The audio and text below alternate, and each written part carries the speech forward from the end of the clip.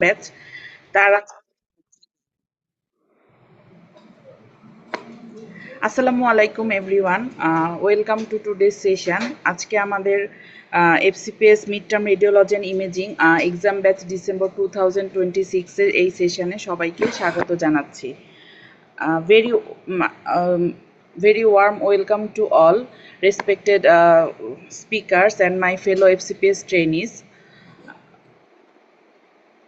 আজকে আমাদের জেনেসিসের এই প্রোগ্রামে আপনাদের সাথে থাকতে পেরে আসলে খুবই ভালো লাগছে। প্রথমেই আমি জেনেসিসের সম্পর্কে কিছু বলতে চাই, যে মানে জেনেসিসকে ফার্স্টে ধন্যবাদ জানাতে চাই যে আমাদের এফসিপিএস ট্রেনিদের জন্য এরকম এক্সাম ব্যাচ নিয়ে আসার জন্য।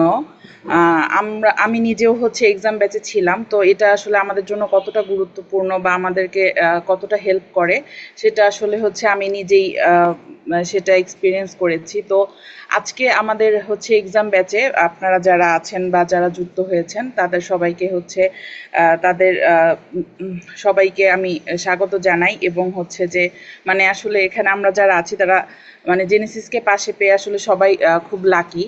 তো আমাদের আজকে প্রথমে আমি আমার পরিচয়টা দিয়ে নেই। আমি ডক্টর নওশিন সাইদা তরি, radiology and imaging Dhaka medical college হাসপাতালে এফসিপিএস পার্ট 2 ট্রেনি হিসেবে আছি। তো আমাদের রেডিওলজি আমাদের যেহেতু আমাদের মিড টার্ম এক্সাম সম্পর্কে আমি যদি বলি, বা রেডিওলজি আমাদের আসলে এটা একটা শুধু সাবজেক্ট না, এটা আমাদের একটা লং জার্নি।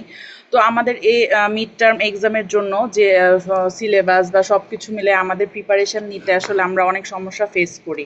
তো সেই জন্যই আসলে আমাদের এক্সাম ব্যাচটা আমাদের জন্য খুব গুরুত্বপূর্ণ, এবং আমরা এক্সাম ব্যাচের মাধ্যমে তো আমাদের এই ব্যাচের ফার্স্টে আমরা যে ব্যাচের প্রোগ্রাম সম্পর্কে আমাদের এখানে বলা আছে যে এটা এখানে আমাদের এক্সাম ওয়াইজ বা এক্সাম কিভাবে নেওয়া হবে সেটা আমাদের মেন্টর আপুরা বলবেন। তো আমাদের সাথে আজকে আছেন আমাদের খুবই প্রিয় এবং এক্সপিরিয়েন্স একজন মেন্টর আপু, এবং ডক্টর ফারহানা কাকন আপু, এবং ডক্টর মার্জিয়া ইসলাম আপু।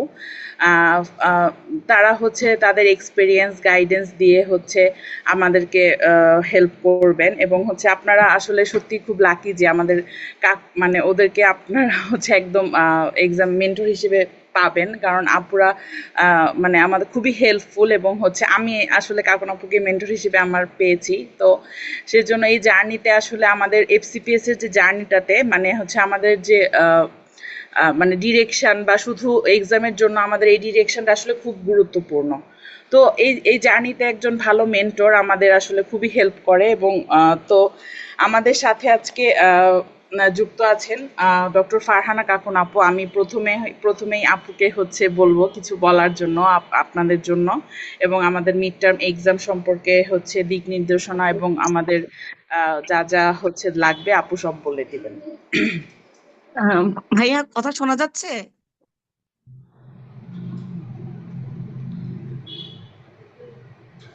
জি ম্যাম, শুনতে পাচ্ছি ম্যাম। আচ্ছা আচ্ছা, ভিডিও অফ রাখি।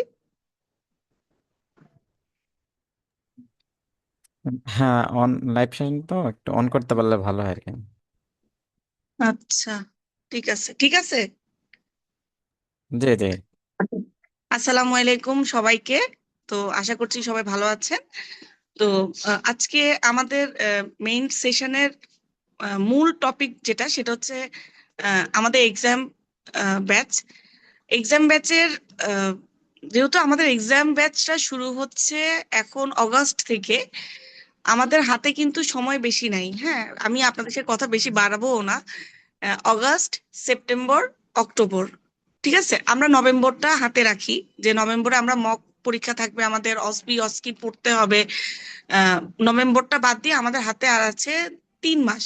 ঠিক আছে, তিন আম, আড়াই সাড়ে তিনও বলবো না, 2.5 থেকে 3 মাস। ঠিক আছে, হাতে কিন্তু আমাদের বেশি সময় নাই। এর মধ্যে আপনাদেরকে মোটামুটি একবার পড়াটা শেষ করে সেকেন্ড টাইম রিভিশন দিতে হবে।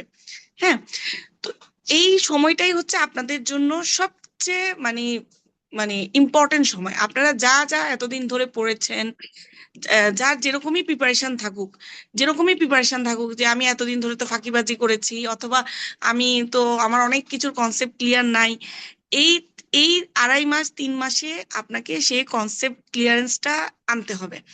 সেটা কিভাবে? সেটা হচ্ছে যে 1 নাম্বার আমি আপনাদেরকে বলবো, যারা আমাদের সাথে এক্সাম ব্যাচে যুক্ত আছেন তারা আমাদের অনেকেই ক্লাস করেছেন, আর না ক্লাস করলেও আমি আশা করছি যে আপনারা এখন নিশ্চয়ই পড়ার মধ্যেই আছেন। হ্যাঁ, তো আপনাদেরকে আমি যেটা বলবো, 1 নাম্বার আপনাদের কাজ হচ্ছে যে প্রিভিয়াস কোশ্চেনটা অ্যানালাইসিস করা।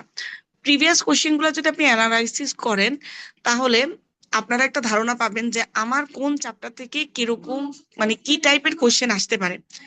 এখন ধরেন আমি রেসপিরেটরি সিস্টেম, এটা আমাকে পড়তে হবে, মিড টার্ম লেভেলের পড়াশোনা করতে হবে। হ্যাঁ, এটা আপনি যদি এখন ইয়ার মতো পড়েন, পার্ট 2 মতো পড়েন, ঠিক আছে, অথবা ফাইনাল পরীক্ষা দেওয়ার মতো, এমডি ফাইনালের মতো পড়েন, পার্ট 2 ফাইনালের মতো পড়েন, তাহলে কিন্তু আপনার এটা ভালো হচ্ছে না। মানে প্রিপারেশনটা দেখা গেল যে আপনি নিবেন অনেক অনেক টাইম নিয়ে নিবেন, কিন্তু সেটা ইফেক্টিভ হবে না। আপনাকে বুঝতে হবে আপনি মিড টার্ম দিচ্ছেন, তাহলে স্যার ম্যাডামরা আপনার কাছে আশা করে যে আপনি বেসিক জিনিস ভুল করবেন না। বেসিক কি জিনিস? ধরেন আমি সাপোজ আপনাকে কয়েকটা এক্সাম্পল দিই। ধরেন রেসপিরেটরি সিস্টেম পড়তেছেন, এটা পড়ার সময় আপনাকে বেসিক কি কি পড়তে হবে? অবশ্যই কনসলিডেশন, কলাপস, ব্রঙ্কিয়েক্টেসিসের ডেফিনেশন আপনাকে জানতে হবে। এগুলা দেখতে কেমন হয় আমার এক্স রেতে, সিটিতে, এটা আমাকে জানতে হবে। এইচআর সিটি সম্পর্কে আমাকে জানতে হবে। ঠিক আছে, লাং একটা লাং টিউমারে কি কি পয়েন্ট আমাকে দেখতে হবে, যেমন এখানে বোনসটা দেখতে হবে যে বোনসে কোনো ইরোশন আছে কিনা, চেস্ট ওয়ালে এক্সটেনশন আছে কিনা, লিম নোট গুলা দেখতে হবে, লিম নোটের মানে আপনার স্টেশন গুলা দেখতে হবে, সেম এস অন্যান্য মানে সিস্টেমেও। এখন আপনি ধরেন রেসপিরেটরি সিস্টেম একদম লাইন বাই লাইন পড়ে ফেলছেন, কিন্তু আপনি অপেক হেমিথোরাক্সের কজই জানেন না, যেটা এবার আসছিল। এবারের মিড টার্ম কোশ্চেন কিন্তু স্যার ম্যাডামদের মোটামুটি ধারণাই হচ্ছে আমরা যারা মানে স্টুডেন্ট ট্রেনি আছি, আমরা আসলে আমাদের কনসেপশনেই সমস্যা। আপনার হেমিথোরাক্স অপেক একটা হেমিথোরাক্স দিছে, আপনি সেটা পারলেন না, বাট আপনি অপটিক নার্ভ গ্লায়োমা পারেন, অপটিক নার্ভ মেনিনজিওমা পারেন, এটা কিন্তু আপনাকে পাস নাম্বার তুলতে পারবেন না। সো আমরা যখন পড়বো, অবশ্যই আমাদেরকে বুঝে পড়তে হবে যে আমার মিড টার্মের জন্য কোন কোন টপিক গুলা বেশি ইম্পর্টেন্ট। এটা 1 নাম্বার কথা। যেহেতু আপনার এক্সাম ব্যাচ, সো আমি এক্সাম ব্যাচ কিভাবে এখন পড়বেন সে সেই জিনিসটাই আপনাদেরকে বলছি।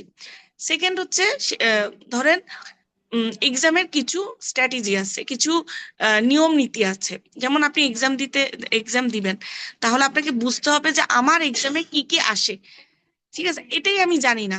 আমি একটা মিড টার্ম পরীক্ষা দিব, যেহেতু মিড টার্মটা আমরা 2 বছর পরে দিচ্ছি, 2 বছরে আমাদের কোনো পড়াশোনা নাই। 2 বছরে কিন্তু আমরা পড়াশোনা করি না, করি দেখা গেলো পরীক্ষার আগেই পড়ি। 2 বছরে আমরা হালকা পাতলা পড়ি, আমরা সবাই কিন্তু ব্যস্ত, তাই না? সংসার, বাচ্চা কাচ্চা, নিজেদের লাইফ, চাকরি, যাই হোক, ডিউটি। তো এই সময়টা আমাদের পড়াটা কিন্তু ওরকম ভালো হয় না। সো এই সময়টাতে আপনারা যেটা করবেন, প্রথমে আপনি বুঝতে হবে আমার পরীক্ষায় কত মার্কের কোশ্চেন আসে, কি টাইপের কোশ্চেন আসে। আপনারা দেখবেন আমাদের 2টা পেপার 1 যেটা, সেটা হচ্ছে এমসি মানে এসবিএ। ঠিক আছে, এই এসবিএ গুলা বেশিরভাগই আমাদের একদম যে কাজগুলো আমরা করি সেগুলা থেকে আসে। সাপোজ আপনার কোশ্চেন আসবে বসনিয়া ক্লাসিফিকেশন অফ সিস্ট, একটা সিনারিও দিছে, বলবে যে এটা বসনিয়ার ক্লাসিফিকেশন কোনটা। ধরেন সাপোজ আপনার কোশ্চেন আসবে হচ্ছে এরকম যে যে জিনিসগুলো আপনি দৈনন্দিন পড়তেছেন।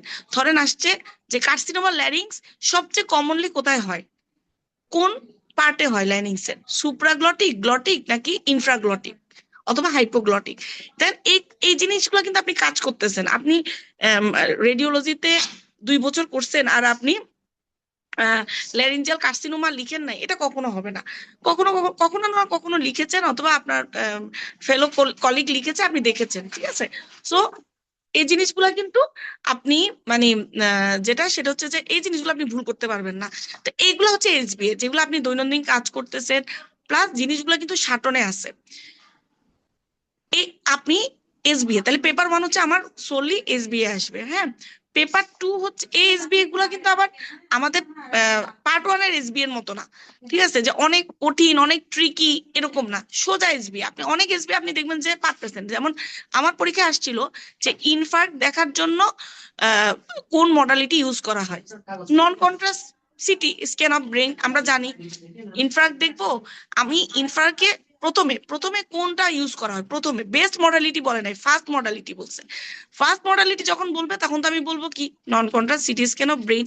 তার মানে কেন আমি নন কন্ট্রাস্ট সিটি স্ক্যান বলবো, এটা কয়েকটা কজ আছে। এটাও কিন্তু পরীক্ষায় ভাই ভাই ধরে যে আমরা কোনটা করব, নন contrast CT scan of brain কেন করব, ঠিক আছে। এক নাম্বার হচ্ছে এক এক নাম্বার হচ্ছে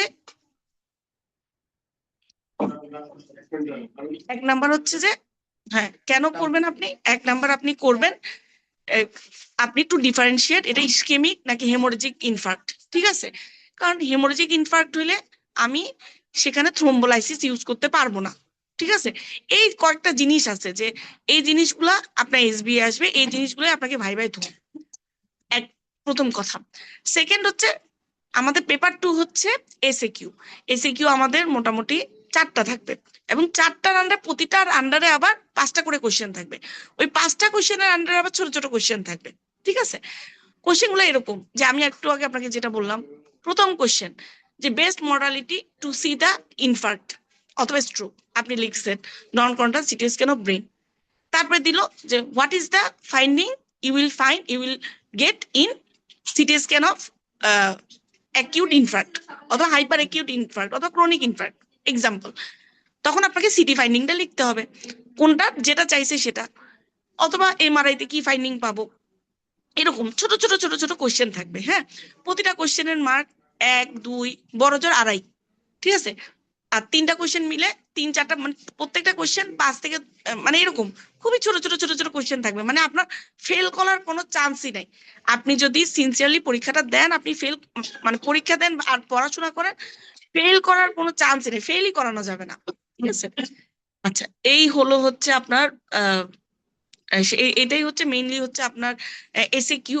তো আপনি যখন পড়বেন, পড়ার সময় অবশ্যই প্রিভিয়াস কোশ্চেন গুলা দেখবেন, মার্ক ডিস্ট্রিবিউশন গুলা দেখবেন, টাইম ম্যানেজমেন্টটা দেখবেন। আমাদের কিন্তু লিখতে সময় লাগে, কারণ 4টা পেপার, 4টা কোশ্চেন 4টা খাতায় লিখতে হয় কিন্তু।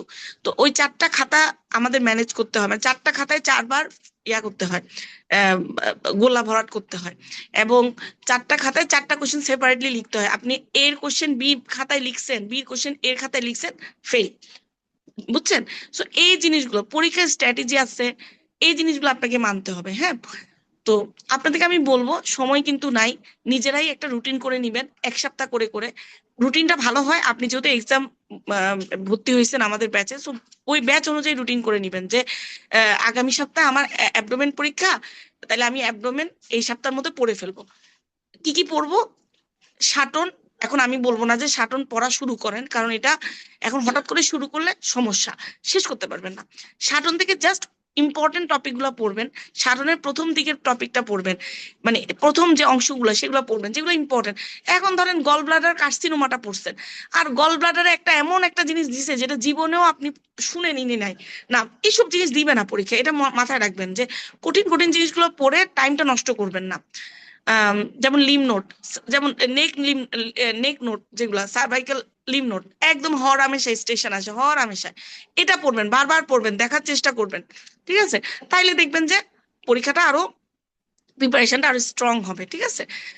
আর এই আপনাদের এখন টাইম নষ্ট করা সম্ভব মানে কোনোই মানে কি বলবো, কোনোই চান্স নাই। আপনারা এখন শুধু পড়াশোনা করবেন, ডিপার্টমেন্টে পড়ে থাকবেন, ডিপার্টমেন্টে সময় দিবেন। এই 2 3 মাস যদি আপনি ডিপার্টমেন্টে সময় দেন, আপনারা অনেকে মনে করেন বাসায় পড়লেই মনে হয়ে যাবে, না ডিপার্টমেন্টে সময় না দিলে বাসায় পড়ে কিছুই হবে না। এবারে বেশিরভাগই ফেল এই জন্যই হয়েছে যে আপনারা যে আইসোলেট হয়ে বাসায় বসে বসে পড়েন আর যদি ভাবেন যে না এটাই মনে হয় পাস হয়ে যাবে, না, আপনাকে ডিপার্টমেন্টে আসতে হবে, ডিপার্টমেন্টে জিনিসগুলো দেখতে হবে।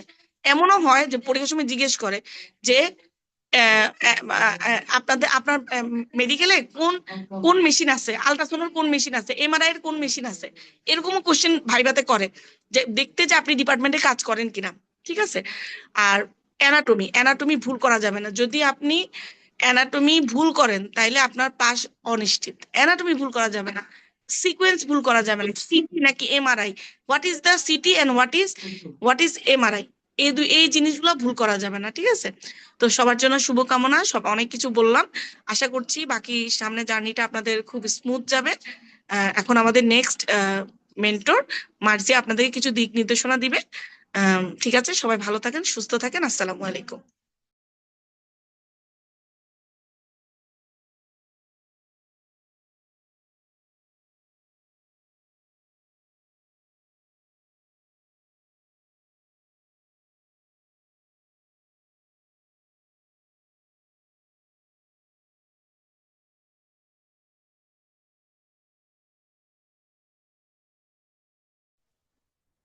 আসসালামু আলাইকুম সবাইকে। আমাকে ক্লিয়ার শোনা যাচ্ছে কিনা? কেউ একজন একটু রেসপন্ড করেন। হ্যাঁ আপু, শোনা যাচ্ছে। করি, আমাকে ক্লিয়ার শোনা যাচ্ছে? হ্যাঁ আপু, শোনা যাচ্ছে। আচ্ছা আচ্ছা, তো আজকে আমাদের আজকের ওরিয়েন্টেশনটা কি? আমাদের মেইন উদ্দেশ্য হচ্ছে এক্সাম ব্যাচের ওরিয়েন্টেশন, তাই না? এক্সাম ব্যাচের ওরিয়েন্টেশন, এক্সাম ব্যাচটা বের করার উদ্দেশ্য যে আমরা জানি যে ম্যাক্সিমাম মানে এই সামনের যে সেশনের যারা পরীক্ষার্থী আছেন তারা অনেকেই আমাদের আগের সেশনেই ক্লাস করে ফেলছে, মানে ওদের ক্লাসগুলো কিন্তু করা ঠিক আছে। কিন্তু ক্লাসগুলো কিন্তু আমরা মেইন সবসময় মানে আমরা আমাদের সময় কিন্তু মেইন পড়া শুরু করতাম 6 মাস আগে, পরীক্ষার 6 মাস আগে। হ্যাঁ, কিন্তু দেখা গেছে যে আপনারা মেইন ক্লাসগুলো কিন্তু তারও আগের সেশনের সাথে করে ফেলছেন ম্যাক্সিমামই। আমরা দেখেছি তাদের সাথে পরিচিতি আছে আমাদের। তো তাদের দেখা গেছে যে কি হয়, অনেকেরই হচ্ছে ডিমান্ড ছিল যে আমরা আগে পড়ে ফেলছি, এখন হচ্ছে আবার ভুলে যাচ্ছি, বা আবার একটু পড়ান, একটু আস্তে বাবা, এই আস্তে। হ্যাঁ, তো ভুলে যাচ্ছি বা এরকম। তো এক্সামের আগে সবসময় হচ্ছে আমাদের যে কোনো এক্সামের প্রিপারেশনের ভালো করার পিছনে এক্সামের কিন্তু মানে গুরুত্ব অনেক, ঠিক আছে? যে এক্সামের চেয়ে মূল্য আর কিছু নাই। হ্যাঁ, এক্সাম দিলে কি হবে যে আমার প্রিপারেশনটা কেমন হচ্ছে সেটা একটা আইডিয়া পাওয়া যায়, টাইম ম্যানেজমেন্ট সম্পর্কে আইডিয়া পাওয়া যায়। প্লাস আমাদের যে এক্সাম প্যাটার্নে আমরা যেভাবে দেই যে এসএকিউ প্যাটার্নেও কোশ্চেন থাকে, আপনার এসবিএটাও পড়া হয়, এবং আমরা অসপি কোশ্চেনও দেওয়ার চেষ্টা করি। অসপির মাধ্যমে আপনার কিন্তু অসপিটাও প্রিপারেশন হয়। হ্যাঁ, আমরা যখন এই যে পরীক্ষার আগ মুহূর্তে আমরা রিটেন করতে থাকি তখন কিন্তু অসপিটা আমাদের প্র্যাকটিস করা হয় না। অসপিটা আমরা রেখে দিই কখন, রিটেনের পরে পাশ করলে, তখন আমরা রিটেনের পরে প্র্যাকটিক্যাল এক্সামের আগে তখন আমরা অসপি পড়বো, ঠিক আছে? বাট এই এক্সাম ব্যাচগুলোর মাধ্যমে আপনাদের কিন্তু অসপিরও একটা প্রিপারেশন হয়ে যাবে, ঠিক আছে? এখন মেইন কথা যেটা বলবো, যে আপু যেটা বলে গেলেন, আপনাদের পরীক্ষার কিন্তু বেশি সময় নাই আর, মোটামুটি যদি ধরা যায় হাইয়েস্ট 3 মাস।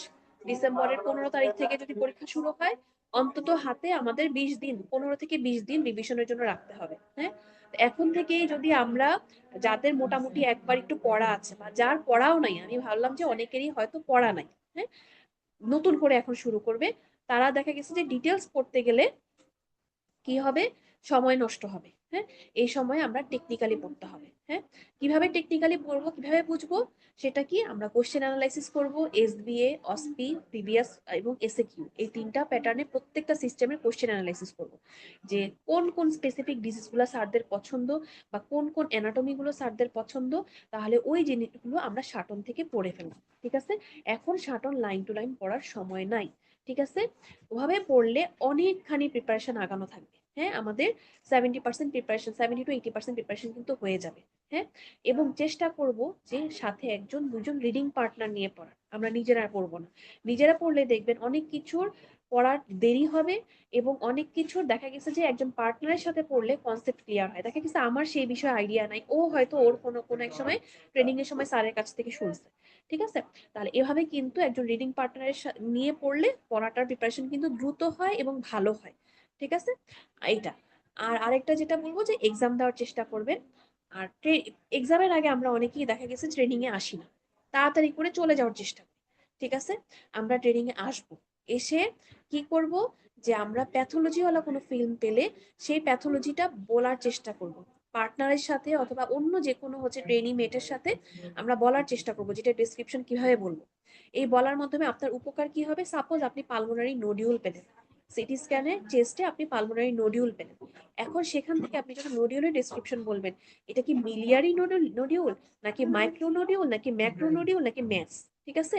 তাহলে এই পড়াটা কিন্তু আপনার বইতে আছে, হয়তো আপনার পড়া নাই, আপনি যখন মুখে প্র্যাকটিস করবেন বলাটা, আপনার রিটেনের প্রিপারেশনও হয়ে যাবে, আপনার অস্পির প্রিপারেশনও হয়ে যাবে, এবং সেটা কোন সেগমেন্টে আছে, তখন আপনি সেগমেন্টের ডিস্ট্রিবিউশন গুলো যদি পড়ে ফেলেন, তখন আপনার সেগমেন্টটাও পড়া হয়ে যাবে, ব্রঙ্কোপালমোনারি সেগমেন্ট।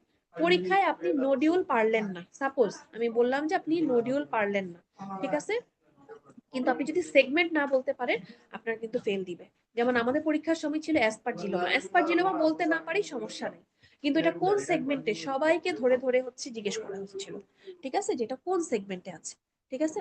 তাহলে এই ব্রঙ্কোপালমোনারি সেগমেন্ট যদি না পারি, আর কি কথা বলো না এত এক্সট্রা,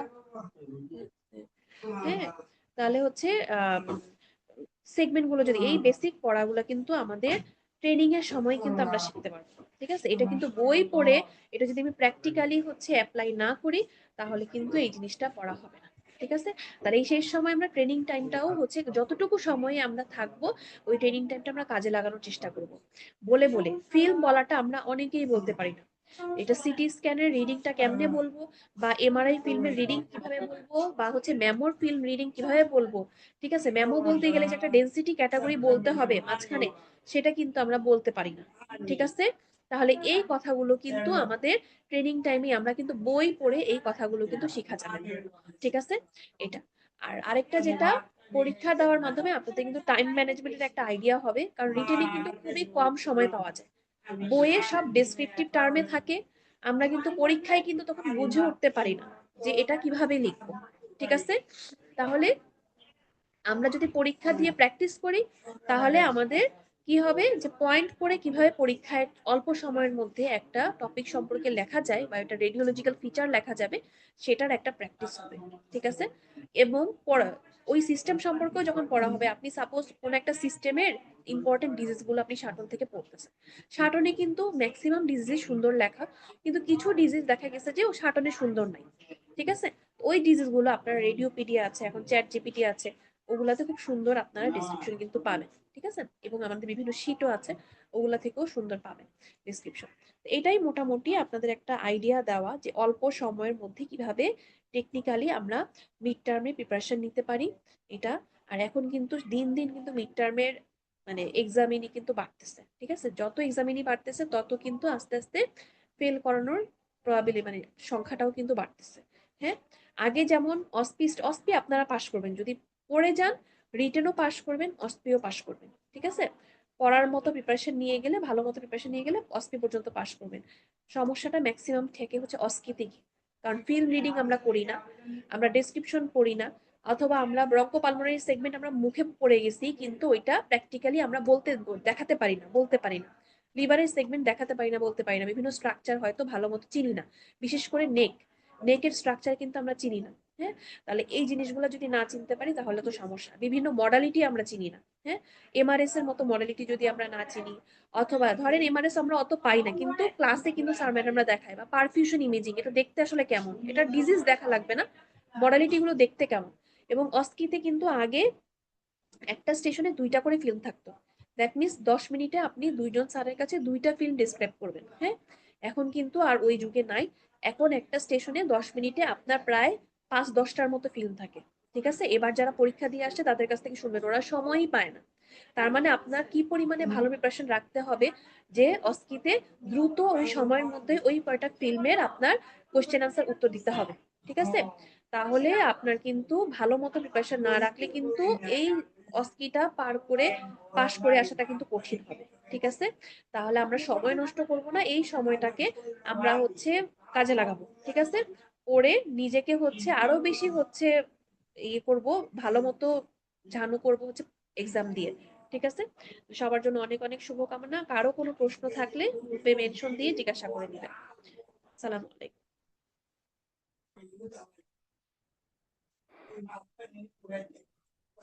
তোরি এন্ডিং দাও। অনেক ধন্যবাদ ফারহানা আপু এবং মার্জি ইসলাম আপুকে আপনাদের এক্সপিরিয়েন্স এবং হচ্ছে অনেক গাইডেন্স এবং কনসাইজ দিক নির্দেশনা দেওয়ার জন্য। এগুলো আমাদের হচ্ছে যারা এক্সামে তাদের জন্য অনেক হেল্পফুল হবে আশা করছি। আর হচ্ছে আমি বলতে চাচ্ছি যে আমাদের হচ্ছে পরীক্ষাটা বা আমাদের যে এই ব্যাচ সেই ব্যাচ সম্পর্কে একটু কয়েকটা কথা বলে আজকের সেশন শেষ করব। আমাদের যে আজকের এই এক্সাম ব্যাচ এটার উদ্দেশ্য কি? এটার উদ্দেশ্য যে হচ্ছে আমরা হচ্ছে এক্সাম দিব, কারণ এখানে তো ডিটেলস ব্যাচ না, এটা এক্সাম ব্যাচ। তো আমাদের এই এক্সাম ব্যাচে আমরা কি করব, আমাদের কনসেপ্ট ক্লিয়ার করে আমরা এক্সাম ওরিয়েন্টেড একটা প্রিপারেশন নিব এবং এক্সাম দেওয়ার মাধ্যমে আমরা আমাদের উইকনেসগুলো আইডেন্টিফাই করব।